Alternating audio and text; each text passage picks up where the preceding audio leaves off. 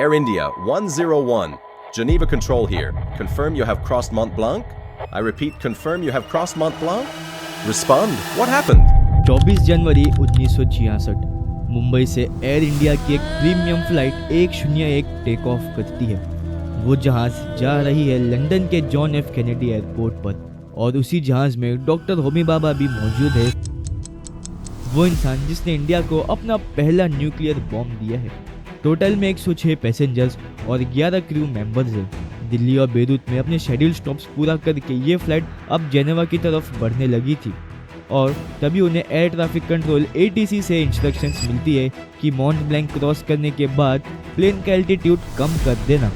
लेकिन ATC के इस मैसेज के कुछ ही मिनट बाद प्लेन सीधा मॉन्ट ब्लैंक के पहाड़ों से जा टकराता है और सारे पैसेंजर्स, क्रू मेंबर्स और पायलट सब मारे जाते हैं। लेकिन सबसे हैरान करने वाली बात तो ये है कि एयर इंडिया का ये पहला प्लेन नहीं था जो उसी माउंटेन पर क्रैश हुआ था, बल्कि इससे पहले भी एयर इंडिया फ्लाइट 245 भी सेम इसी माउंटेन पर क्रैश हुई थी। तो फिर सवाल उठता है, क्या सारे पैसेंजर्स के साथ डॉक्टर होमी भाभा की मौत सिर्फ एक एक्सीडेंट थी या शायद अमेरिका का प्लान्ड असैसिनेशन? क्या एयर ट्रैफिक कंट्रोल ने जानबूझकर गलत इंफॉर्मेशन दिया था या फिर पूरी गलती आखिर पायलट्स की ही थी? तो ये है एयर इंडिया 101 की कहानी। मुंबई के सांता क्रूज एयरपोर्ट पर गर्मियों का मौसम चल रहा है और 106 यात्री न्यूयॉर्क के लिए 16 घंटों की एक लंबी उड़ान की तैयारी कर रहे थे। इस फ्लाइट की कमान कैप्टन जो डिसूजा के हाथों में थी, जो 18 साल का लंबा फ्लाइंग एक्सपीरियंस रखने वाले एक हाईली डेकोरेटेड वेटरन थे। और ये प्लेन एयर इंडिया का फ्लैगशिप बोइंग 707 था, जिसका नाम रखा गया था कंचनजुंगा। 1960 में बोइंग 707 को दुनिया के सबसे एडवांस पैसेंजर जेट्स में से एक माना जाता था। ये एयरक्राफ्ट कॉन्टिनेंट्स के बीच लॉन्ग डिस्टेंस ट्रेवल करने को पॉसिबल बनाने वाला पहले मॉडर्न जेट्स में से था। फ्लाइट 101 का रूट काफी लंबा था। इसे मुंबई से शुरू होकर दिल्ली और बेरूत में रुकते हुए जेनेवा और लंदन के थ्रू आखिर में न्यूयॉर्क सिटी पहुंचना था। शुरुआती सफर बिल्कुल परफेक्ट रहा। प्लेन ने दिल्ली और बेरूत के अपने शेड्यूल स्टॉप्स आराम से पूरे किए और अब अपने अगले डेस्टिनेशन जेनेवा की तरफ बढ़ने लगा। कैबिन के अंदर सब कुछ शांत था। सभी को लग रहा था कि ये बस एक और आम सी इंटरनेशनल फ्लाइट है। लेकिन वो लोग ये बात नहीं जानते थे कि उस दिन फर्स्ट क्लास में उनके साथ एक ऐसी शख्सियत बैठी थी जिसे father of the India's nuclear energy भी कहा जाता है, डॉक्टर होमी भाभा। वो इंसान जिसके एक बोल्ड स्टेटमेंट ने पूरी दुनिया के सुपर पावर्स की नींदें उड़ा दी थी। कुछ पैसेंजर्स कॉफी पी रहे थे, कुछ लोग मैगजीन्स पढ़ रहे थे, इस बात से बिल्कुल अनजान कि कुछ ही घंटों में उन सब की जिंदगी बदलने वाली है। बेरूत से टेक ऑफ करने के बाद एयरक्राफ्ट ने जेनेवा की तरफ अपना रुख कर लिया। अब प्लेन मेडिटेरियन सी को क्रॉस कर चुका था और धीरे धीरे यूरोप के पहाड़ों के पास पहुंच रहा था और अब कुछ ही देर में उसे मॉन्ट ब्लैंक से गुजरना था, जो कि तकरीबन 15,700 फीट की ऊंचाई पर खड़ा यूरोप का सबसे बड़ा और सबसे बर्फीले पहाड़ में से एक है। और यही मॉन्ट ब्लैंक कुछ ही मिनट बाद फ्लाइट 101 की तकदीर बदलने वाला था। आज के दौर में प्लेन में एडवांस GPS और रेडार सिस्टम्स लगे होते हैं जो बादलों के आर पार भी देख सकते हैं, लेकिन 1966 में ऐसा नहीं था। पायलट्स को रास्ता ढूंढने के लिए जमीन से आने वाले रेडियो नेविगेशन सिग्नल्स पर डिपेंडेंट रहना पड़ता था, जो कि ग्राउंड स्टेशन से आते थे। और इन बड़े बड़े पहाड़ों के बीच ये सिग्नल्स अक्सर ब्लॉक या कंफ्यूज हो जाते थे। और इसी बीच में प्लेन में एक बहुत बड़ा टेक्निकल फेलियर देखने मिलता है। प्लेन का रेडियो नेविगेशन इंस्ट्रूमेंट खराब हो चुका था और अब कैप्टन के पास कोई बैकअप नेविगेशन भी नहीं था। इसका मतलब उन्हें अपनी एग्जैक्ट लोकेशन हवा में खुद मैथमेटिकली कैलकुलेट करनी पड़ेगी।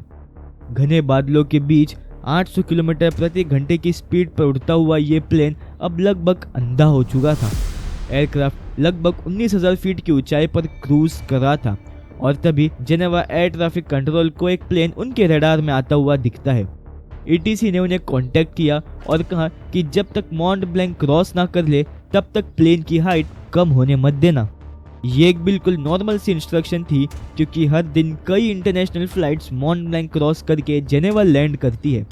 इसीलिए पायलट्स ने अपने ब्रोकन नेविगेशन और स्पीड के हिसाब से कैलकुलेशन किया और उन्हें लगा कि वो पहाड़ को क्रॉस कर चुके हैं।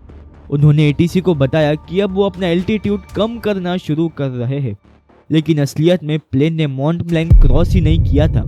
वो उस पहाड़ से अभी भी 5 मील दूर था और सीधा उसकी तरफ बढ़ रहा था।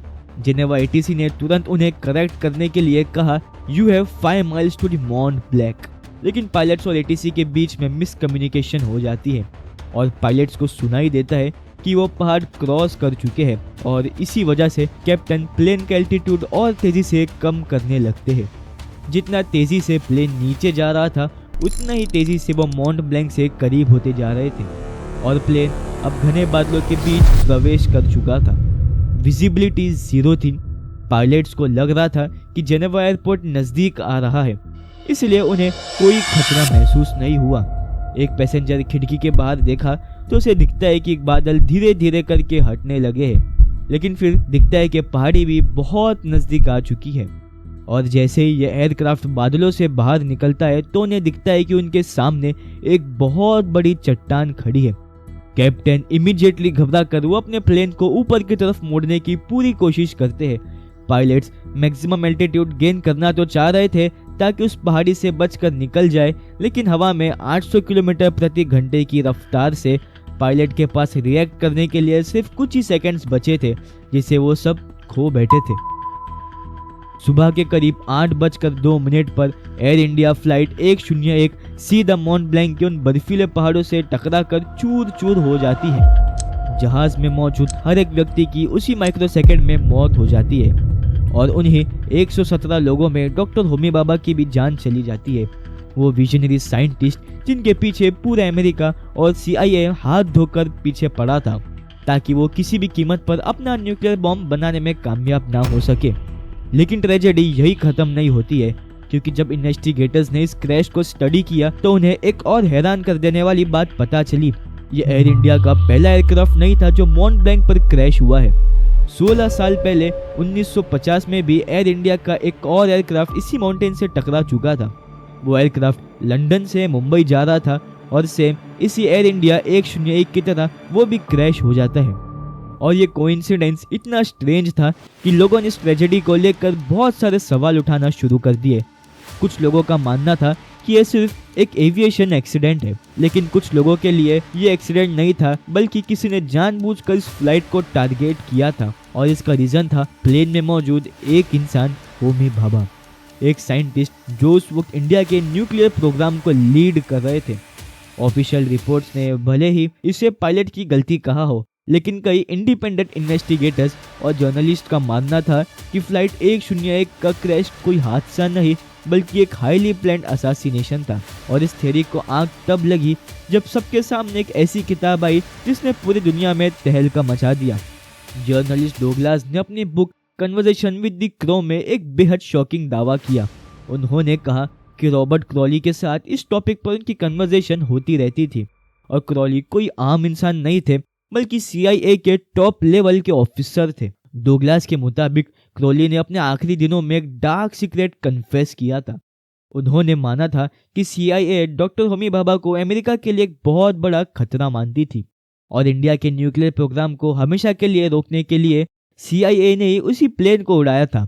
उन्होंने कंचनजुंगा के कार्गो होल्ड में एक बॉम्ब प्लांट किया था, जिसके ब्लास्ट होते ही प्लेन का नेविगेशन सिस्टम फेल हो गया, कम्युनिकेशन कट हो गया और फाइनली प्लेन पहाड़ से जा टकराया। हवा जब वीना जा रहे थे 707 बोइंग विमान से, तो अचानक उस प्लेन के कार्गो सेक्शन में बम फटा। भाभा, प्लेन, बाकी के लोग सब गायब। ये क्राउली कहता है कि no real evidence and the world was much safer. तो अभी आप मुझे कमेंट्स में बता देना कि ये क्रैश आखिर पायलट्स की गलती की वजह से हुआ या फिर इंस्ट्रूमेंट फेलियर की वजह से, या फिर ये 20th सेंचुरी का सबसे बड़ा असैसिनेशन है। आपका ओपिनियन बहुत मैटर करता है, इसीलिए कमेंट्स में ज़रूर बता देना।